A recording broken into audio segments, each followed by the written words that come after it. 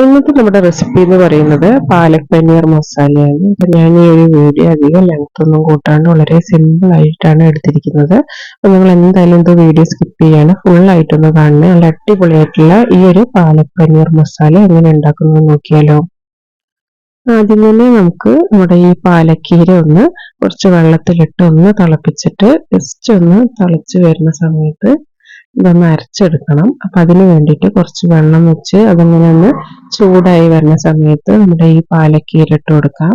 ഒരു 5 മിനിറ്റ് ഒന്ന് ബോയിൽ ചെയ്ത് വരുമ്പോൾ വെള്ളത്തിൽ നിന്ന് മാറ്റി നമുക്ക് അരച്ചെടുക്കണം.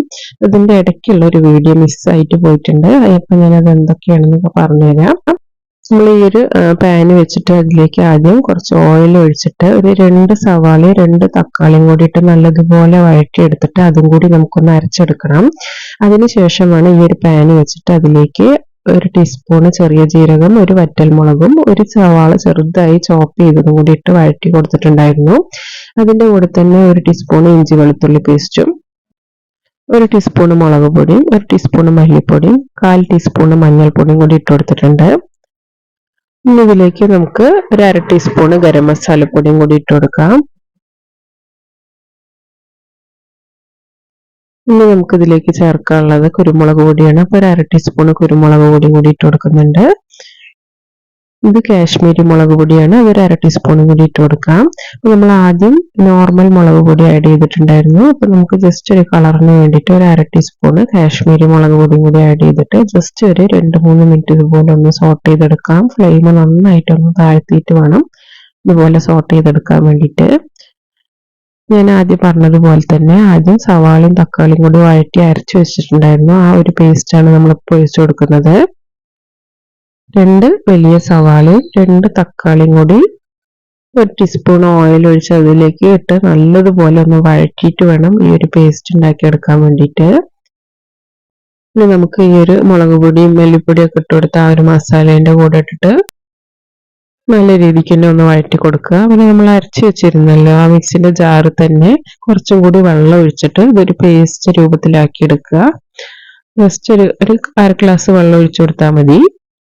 ഇനി നമുക്ക് പാലക്ക് നമ്മൾ ഒന്ന് ബോയിൽ ചെയ്ത് വെള്ളത്തിൽ നിന്നൊക്കെ ഒന്ന് മാറ്റി വെച്ച് അതും കൂടി അരച്ചെടുത്തിട്ടുണ്ടായിരുന്നു. ആ ഒരു മിക്സും കൂടി നമുക്ക് ഇതിലേക്ക് ഒഴിച്ചു കൊടുക്കാം. അപ്പൊ നമ്മുടെ ആ ഒരു പാലക്ക് മസാലേന്റെ കളറൊക്കെ ഒന്ന് മാറി ഒരു ഗ്രീൻ കളറായിട്ട് വന്നിട്ടുണ്ട്.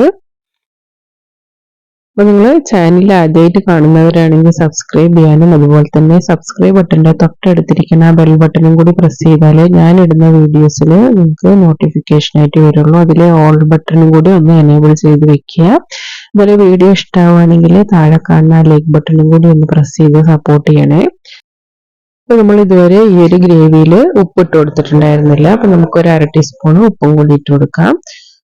എന്നിട്ട് ഇത് നല്ലതുപോലെ ഒന്ന് 5 മിനിറ്റോളം തിളപ്പിച്ചെടുക്കണം.